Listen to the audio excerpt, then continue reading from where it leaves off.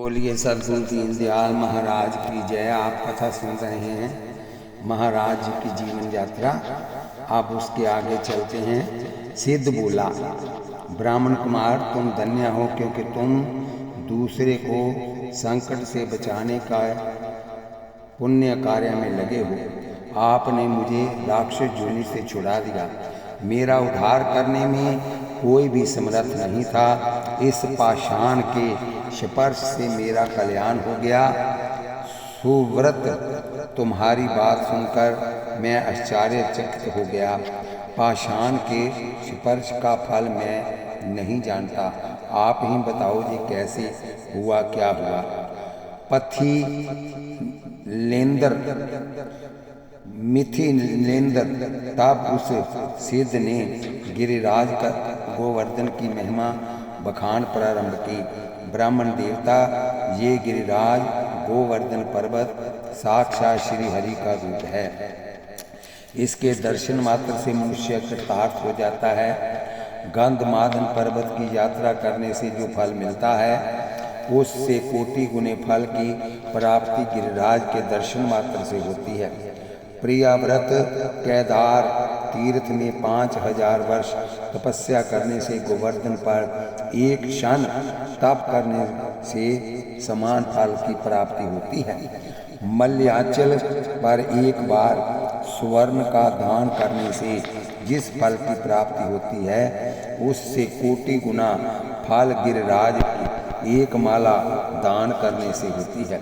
मंगल प्रस्तुत पर्वत पर जो सोने की दक्षिणा देता है, उसे विष्णु का सा रूप प्राप्त होता है। बोलिए वृंदावन बिहारी लाल की जय। भगवान के उस पद को मनुष्य गिरिराज के दर्शन मात्र से प्राप्त करता है। अतः ब्राह्मण श्रेष्ठ, गिरिराज के समान कोई तीर्थ नहीं है। ऋषि पर्वत, कोटिक पर्वत, कोकल पर्वत पर जो सोने से मड़े सींगों वाली करोड़ों को दान करते हैं और ब्राह्मण का यत्न पूर्वक पूजन करते हैं, वह महान पुण्य के भागी होते हैं।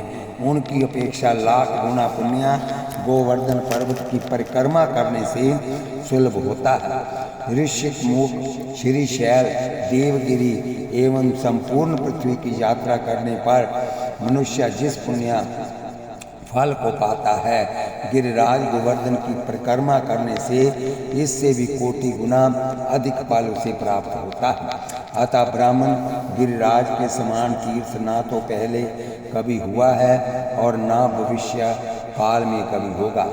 जो श्री शैल पर 10 वर्ष रहकर वहाँ के विद्याधर कुंड में प्रतिदिन स्नान पूजन करता है, वह 100 यज्ञों के अनुष्ठान का फल पाता है। परंतु गोवर्धन पर्वत के कुछ कुंडों में एक दिन स्नान करने से कोटि यज्ञों के साक्षात अनुष्ठान का पुण्य पा लेता है, इसमें संशय नहीं। वेंकटाचल पर्वत गिरिराज महेंद्र विंध्याचल पर अश्वमेघ का अनुष्ठान करके मनुष्य स्वर्ग लोक का आधिपति हो जाता है। परंतु गोवर्धन पर्वत पर जो यज्ञ करके उत्तम दक्षिणा देता है, वह स्वर्ग लोक के मस्तक पर पैर रखकर विष्णु के धाम को चला जाता है। हे ब्राह्मण श्रेष्ठ, रामनवमी के दिन चित्रकूट मंदाकिनी में वैशाख की तृतीया को परियात्रा पर्वत में पूर्णिमा को वक्राचल पर द्वादशी के दिन नीलाचल पर सप्तमी को इंद्र पर्वत पर स्नान आदि तप किए जाते हैं, वह कोटि गुना हो जाते हैं। इस प्रकार जो तप दान गोवर्धन पर्वत पर किए जाते हैं, वे अनंत गुना हो जाते हैं। बृहस्पति को सिंह राशि में, गोदावरी में और कुंभ राशि में स्थित हरिद्वार में पुष्य नक्षत्र आने पर पुष्कर राज में, सूर्य ग्रहण आने पर कुरुक्षेत्र में, चंद्र ग्रहण आने पर काशी में, फाल्गुन आने पर नैमिषारण्य में, एकादशी को शुक्र तीर्थ में, कार्तिक की पूर्णिमा को गढ़मुक्तेश्वर में, जन्माष्टमी को मथुरा में, द्वादशी के दिन खांडवन में कार्तिक की पूर्णिमा को, वेंकटेश्वर में मकर संक्रांति आने पर, प्रयाग में रामनवमी को, अयोध्या गत सरयू में शिव चतुर्दशी को, वैद्य धाम में सोमवती अमावस्या को, गंगा सागर संगम में दशमी को, सेतुबन रामेश्वर में सप्तशती को, रंगनाथ क्षेत्र में किया हुआ दान, तप, स्नान, जप, देव पूजन आदि शुभ कर्म कोटि गुना फलदायक होता है, परंतु इन सब के समान पुण्य फल गोवर्धन पर्वत यात्रा परिक्रमा करने से होता है। हे राजन, भगवान श्री कृष्ण में मन लगाकर जो प्राणी गोविंद कुंड में स्नान करता है उसे भगवान का स्वरूप प्राप्त हो जाता है, इसमें संशय नहीं। मानसी गंगा में डुबकी लगाने के पुण्य के बराबर सहस्त्रों अश्वमेघ, सैकड़ों राजसूय जग भी नहीं है। विप्रवर, आपने साक्षात गिरिराज का दर्शन, स्पर्श तथा स्नान किया है, अतः आप पुण्यशाली हो। मेरी तरफ देखिए, महापाप का उद्धार केवल शिला स्पर्श मात्र से ही हो गया है और हरि का रूप प्राप्त हुआ है। जो प्राणी नित्या श्री पर्वत श्रेष्ठ गिरि राज गोवर्धन संबंधी तीर्थ में स्नान, जप आदि ध्यान आदि करते हैं तथा महापुण्यमयी परिक्रमा लगाते हैं, उनके भाग्य की सराहना शत शत ब्राह्मण भी नहीं कर सकते हैं।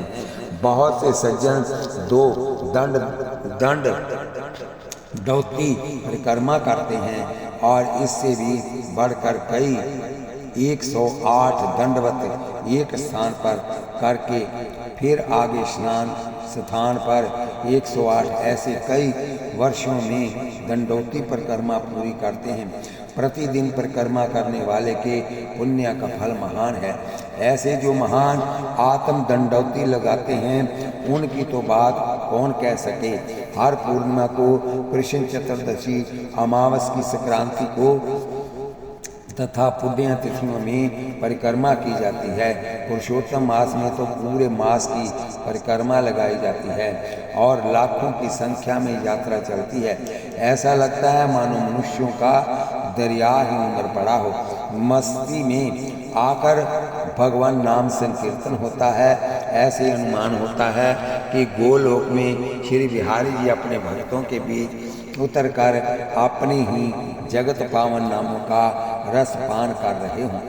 कोई स्तोत्र पाठ करते चल रहे हैं, कोई दूध की धारा से परिक्रमा लगा रहे हैं, कोई अखंड दूध से, कोई अखंड ज्योति से, कोई मोर बंदर को गुड़ चना आदि खिलाते जा रहे हैं। अद्भुत दृश्य होता है।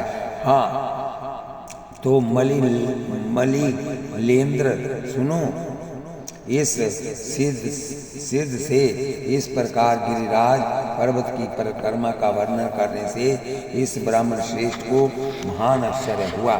वह सिद्ध पूर्व जन्म में कौन था, कैसे कैसे भयंकर पाप उस महान पातकी ने किए थे, आगे बताते हैं। सिद्ध के ऐसा कहने पर कि हे ब्राह्मण श्रेष्ठ, गिरिराज की शिला के स्पर्श मात्र से मुझे श्री कृष्णचंद्रानंद कंद ब्रजचंद का स्वरूप्य प्राप्त हुआ। मैं महान पातकी था, किंतु गिरिराज की परिक्रमा से मेरी ये विचित्र पवित्र गति हो गई। सिद्ध से ऐसा सुनकर ब्राह्मण देवता ने इसके पूर्व जन्म की कथा सुनानी चाहिए। आप कृपया ये बताने की दया करें, आप पूर्व जन्म में कौन थे और आपने कौन सा पाप किया था। ब्राह्मण के प्रश्न पर सिद्ध ने कहा, हे द्विज श्रेष्ठ, पूर्व जन्म में मैं एक बहुत बड़ा धनी वैश्य से था। प्रचुर धन होने के कारण मैं बाल्यावस्था से ही जुए के व्यसन में पड़ गया और धूर्तों और जुआरियों की गोष्ठी में मैं सबसे चतुर समझा जाता था। थोड़ी युवावस्था आने पर मैं वैश्य के संग में पड़ गया। हर समय मंदिरा के मद में मस्त रहने लगा। बुरे मार्ग में खाने से उन्मत्त सा रहने लगा। ब्राह्मण देवता इस कारण से मुझे मेरे माता पिता और पत्नी से फटकार मिलने लगी। एक दिन क्रोध में आकर मैंने अपने माँ बाप को विष देकर समाप्त कर दिया और कहीं जाने का बहाना करके पत्नी को साथ लेकर चला। आगे जंगल में जाकर उसकी भी हत्या कर दी और घर का सब धन लेकर उस वेश्या के साथ दक्षिण दिशा की ओर चला गया। ये है मेरे दुष्टता का परिचय। वहाँ जाकर भी मैंने बुरी तरह लूट मार शुरू कर दी। एक दिन तो उस अपनी प्यारी वेश्या को भी कुएं में डाल दिया। उस प्रांत का मैं एक प्रसिद्ध डाकू हो गया था। सैकड़ों मनुष्यों को मारकर मैंने उन्हें मौत के मुंह में डाल दिया। धन प्राप्त करने के लिए ब्रह्म हत्याएं, क्षत्रिय हत्याएं और वैश्य हत्याएं की और शूद्रों की तो बहुत ही हत्याएं की। एक दिन की बात है, मैं मांस लाने के लिए वन में मृगों का शिकार करने गया। वहाँ एक सर्प के ऊपर मेरा पैर पड़ गया। बस फिर क्या था, सर्प ने फुफकारते ही मुझे डस लिया। तत्काल मेरी मृत्यु हो गई। उसी क्षण यमराज के दूतों ने आकर मुद्गरों से मेरी खूब पिटाई की और बांधकर यमराज के पास ले गए। यमराज की आज्ञा से मुझे महान दुष्ट महान पातकी को कुंभी पाक नरक में डाल दिया गया। वहाँ मुझे एक मनवंतर तक रहना पड़ा। तत्पश्चात नरक में मुझे पातकी को एक कल्प पर्यंत रहना पड़ा। इसके उपरांत सभी नरकों में एक एक वर्ष यमराज की आज्ञा से रहना पड़ा। तदंतर भारतवर्ष में कर्म वासना के आधार पर मुझे 10 बार तो शुक्र की योनि में जन्म लेना पड़ा। 100 बार व्याघ्र और 100 जन्मों ऊंट, 100 जन्मों तक भैंसे के रूप में रहना पड़ा और 1000 मुझे सर्प की योनि भुगतनी पड़ी। फिर कुछ दुष्ट लोगों ने मुझे मार डाला और विप्रवर इस तरह 10,000 वर्ष बीतने पर जल से रहित वन में विकराल राक्षस हुआ, जैसे कि तुमने अभी अभी देखा था। एक दिन एक शूद्र के शरीर में प्रविष्ट होकर मैं ब्रज में गया और वृंदावन के निकटवर्ती जमुना के सुंदर तट पर श्याम वर्ण वाले कृष्ण के पार्षदों ने मुझे पीटना प्रारंभ किया, तो मैं इसके द्वारा तिरस्कृत होकर ब्रजभूमि से इधर भाग आया। तब से बहुत दिनों से मैं भूखा था, इसलिए तुम्हें खाने को आया था। इतने में ही तुमने मुझे गिरिराज के पत्थर से मार दिया। मुने मुझ पर साक्षात श्री कृष्ण भगवान की कृपा हो गई, जिससे मेरा कल्याण हो गया। नारद जी ने कहा कि हे मिथिलेंद्र, वह ऐसा कह ही रहा था कि गोलोक से एक विशाल रथ उतरा। वह हजारों सूर्य के समान तेजस्वी था और 10,000 घोड़े उसमें जुड़े हुए थे। उससे सहस्रों पहियों के चलने की ध्वनि होती थी। लाखों पार्षद इसकी शोभा बढ़ा रहे थे। रथ में बहुत से मंजीरे, क्षुद्र घंटका खनाहट कर रही थी। इस रथ की अत्यंत शोभा थी। ब्राह्मण के देखते देखते जब वह रथ सिद्ध को लेने आया तो सिद्ध ने दोनों हाथ जोड़कर रथ को नमस्कार किया। ब्राह्मण ने भी भावपूर्वक चित्त से नमन किया। मिथिलेश्वर तब वह सिद्ध रथ पर सवार होकर 10 दिशाओं को प्रकाशित करता हुआ प्रात पर श्री कृष्ण लोक में पहुंच गया, जो नित्य निकुंज लीला के कारण ललित एवं मनोहर है। ब्राह्मण भी अब तो गिरिराज की महिमा जान गया था। वहां से लौटकर समस्त गिरिराजों के देवता गोवर्धन पर आया और परिक्रमा करके अपने घर वापस आया। नारद जी ने कहा, हे राजन, ऐसे मैंने तुम्हें गिरिराज का महात्म्य सुनाया। ऐसे जो मनुष्य गिरिराज यज्ञ से परिपूर्ण श्री कृष्ण की मधुर कथाओं को सुनाता व पढ़ता है, वह देवराज इंद्र की भांति इस लोक में सुख भोगकर परलोक में अर्थात गोलोक में पहुंचकर आनंद में मस्त रहता है। ये श्री गोवर्धन जी की महिमा है।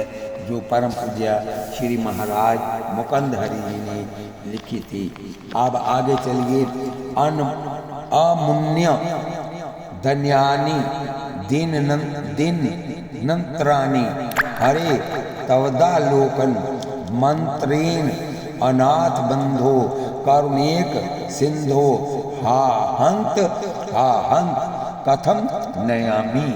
हे अनाथ बंधों, हे करुणा के एक मात्र सिंधु, आपके दर्शन बिना ये दिन, ये रात, ये घड़ी, ये जाम, ये पल, ये क्षण सब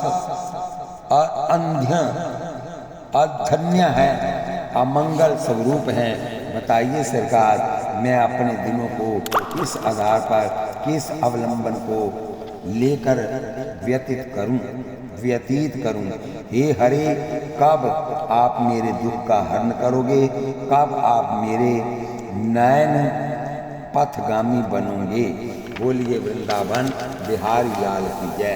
हे श्री कृष्ण चंद्र, आप मेरे लोचन शीतल कर दें, करुणा मिश्रित कटाक्ष दृष्टि धारा से शीतल कर दें, तारुण्य मिश्रित शैवव की वैभव धारा से शीतल कर दें, एवं भुवन रोपणकारी अपनी अद्भुत विशाल धारा से शीतल कर दें।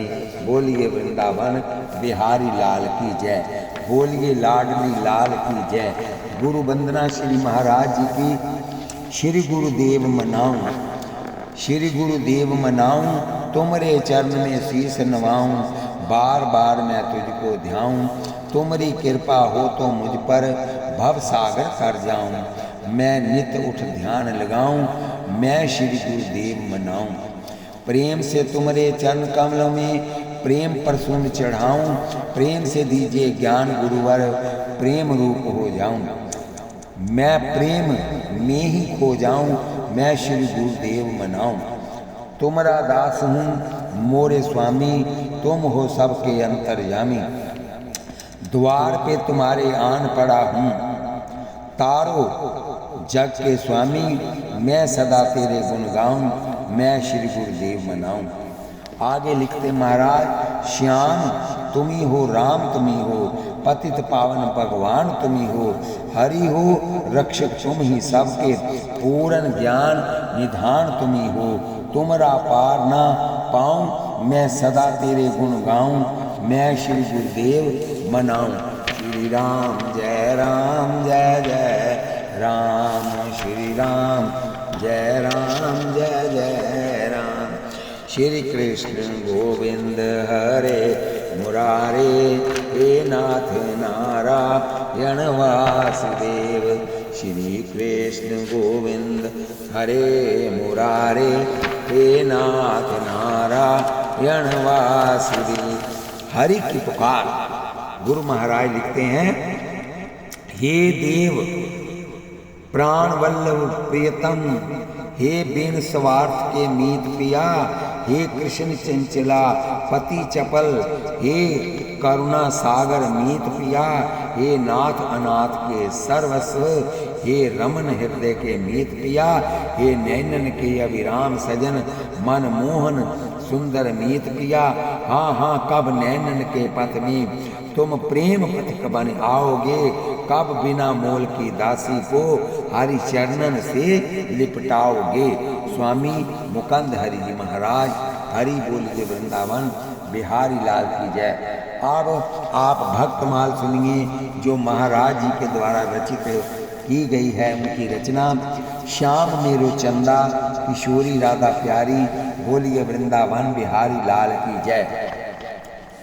श्याम मेरो चंदा ए जी श्याम मेरो, श्याम श्याम श्याम ए जी श्याम, श्याम मेरो चंदा चकोरी श्यामा प्यारी, मेरो श्याम मेरो श्याम, श्याम मेरो चंदा चकोरी श्यामा, चकोरी श्यामा प्यारी रस बोरी श्यामा, प्यारी प्यारी प्यारी प्यारी चकोरी श्यामा, प्यारी रस बोरी श्यामा प्यारी, श्यामा श्याम श्याम मेरो श्याम, श्याम मेरो श्याम, श्याम श्याम श्याम श्याम श्याम, सलोनो श्याम श्याम श्याम श्याम मेरे श्याम, तेरे दम क्यों न करूं मेरे श्याम, तेरो दम क्यों न भरूं, मेरी तमन्ना तू है, मैं जो एक तारा हूँ कृष्ण दरिया तू है।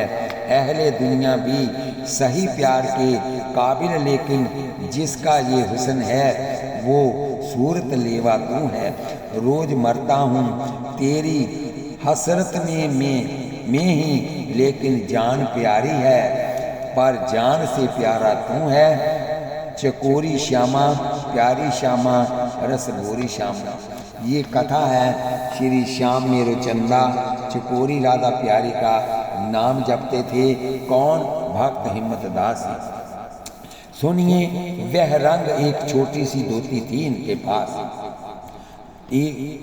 वह रंग एक छोटी सी धोती ही थी, छोटा सा अंगोछा था, कंधे पर एक संपत्ति थी खड़ताल, बस इतना ही सामान था।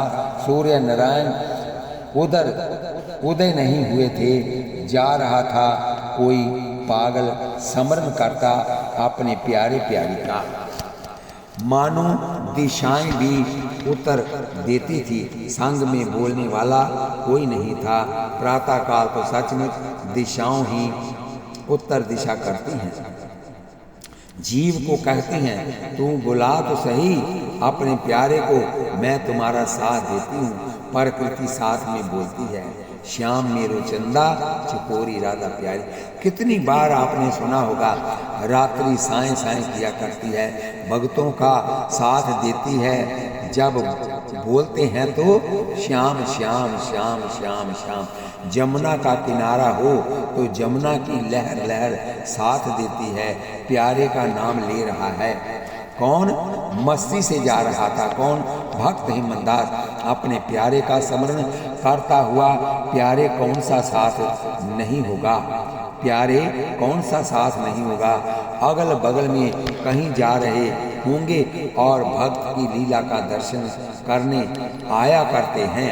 कैसे, किस भावना से मुझे रिझाता है, मैं भी इसी भावना से इनको रिझाऊंगा। भक्त से भावना सीखता है भगवान आकर के।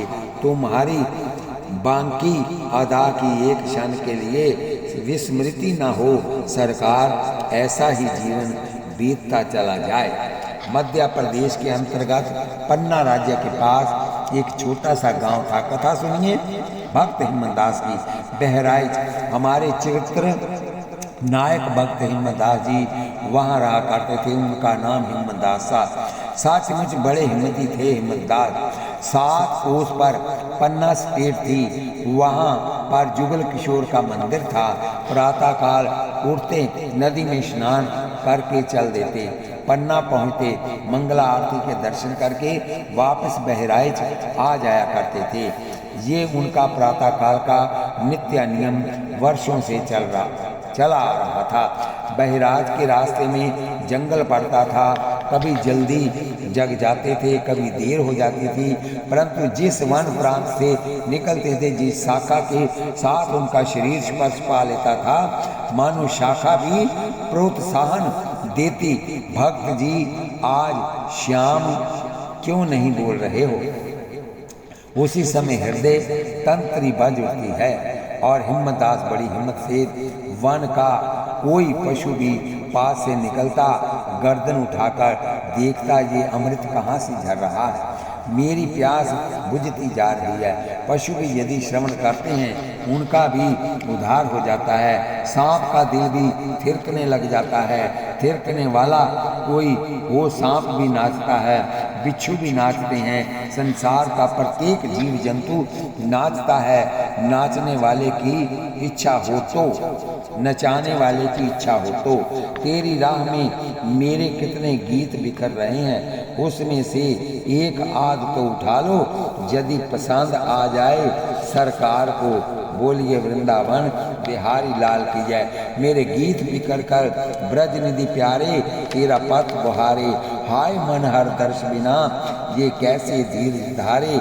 इन दुखिया अखियान को सुख सपने हूँ ना मिले, जासो सदा अकुलाती है। प्यारे हरिचंद जू की बीते जाए अवधि। बोलिए वृंदावन बिहारी लाल की जय। प्राण चाहते चलन पर ये तो संग ही सिधाएगी। प्राण निकल जाएंगे सरकार, परंतु आंखें तो साथ नहीं देंगी। प्राणों का आंखों का क्या कसूर, देर क्यों, एक बार नैन भर देख लूं तुम्हें। एक बार इस अभागी अखियन की ये पहचान तो करवा दो। करवा जाते हमारा ऐसा स्वरूप है, प्राण तो चले जाएंगे, उनका साथ नहीं देंगी आंखें ये सरकार। जंगल के रास्ते में 4 चोर मिले, किसे, हिम्मतदास जी को।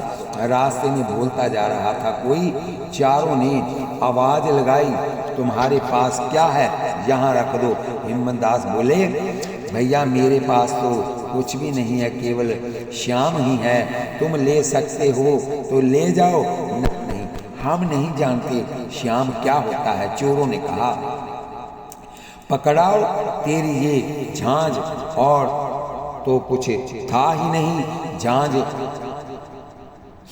खोस कर चल पड़े। चले और कुछ ही नहीं, कम से कम बोहनी तो हो गई है, बोहनी तो हो गई है। भक्त जी तो वहीं बैठ गए। चोर 10-12 कदम पर ही गए थे कि उनकी आंखें बंद हो गई, अंधी हो गई।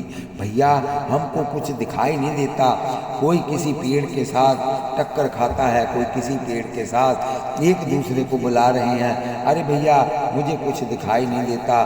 दूसरा बोला, मुन्ना मेरा हाथ पकड़ना। नहीं मुन्ना, अरे मुझको भी कुछ दिखाई नहीं दे रहा। अरे ये भक्त की झांझ में कुछ टोना है, इस झांझ को फेंक दो।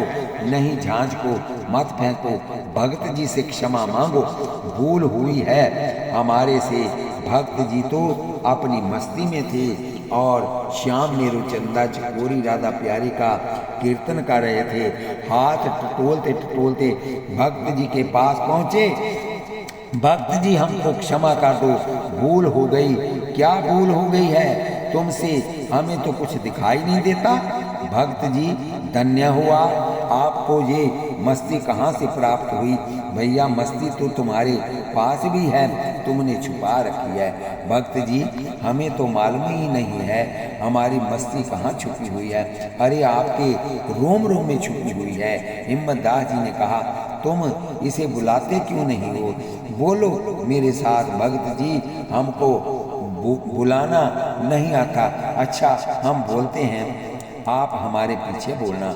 हाँ ऐसे हम प्रयत्न करेंगे।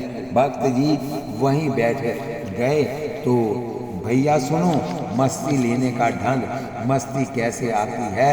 वह बोलने लगे, श्याम मेरो चंदा किशोरी राधा प्यारी, और चारों चोर भी पीछे पीछे, श्याम मेरो चंदा किशोरी राधा प्यारी, श्याम मेरो चंदा। भक्त जी बीच में नाच रहे थे, चारों ओर चोर नाच रहे थे। भक्त जी हमें नजर आने लग गया है, क्यों नहीं आएगा, अवश्य वो भी नजर आएगा। भक्त जी ऐसे आनंद तो हमें जीवन में कभी प्राप्त भी नहीं हुआ। हमारे पर कृपा दृष्टि करो, आज से यही कहा करोगे, आज से यही कहा करोगे। आज से चोरी तो नहीं करेंगे। नहीं भगत जी, हम चोर के पास भी नहीं बैठेंगे। संत की कृपा से चारों का जीवन भी बदल गया।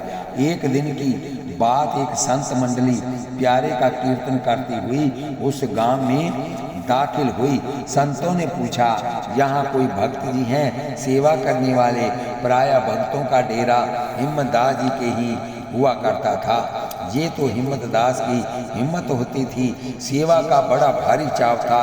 उनको संतों का मंडल आया देखकर घर में पहुंच गए।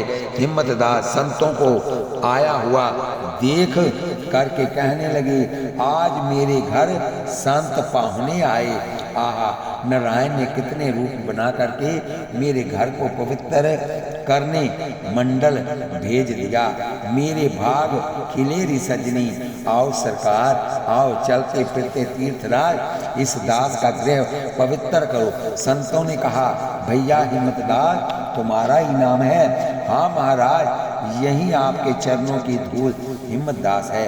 आज ठाकुर जी को भोग यही लगेगा, 2 दिन से भूखे हैं। संत कोई बात नहीं, महाराज आओ, अपने अपने ठाकुर जी को पधराओ, सिंहासन लगाओ, पूजा प्रारंभ करो। अभी ठाकुर जी प्रबंध करते हैं। घर में देखा तो अनाज की एक चुटकी भी नहीं थी। अनाज लेने के लिए घर में माया भी नहीं थी। संत का और माया का क्या जोड़ होता है भैया। संत तो सब कुछ अपने नारायण को समर्पित कर दिया करते हैं। संतों का बैंक बैलेंस नहीं हुआ करता और आया अपने राम को खिला दिया करते हैं। ये दरिद्र नारायण सब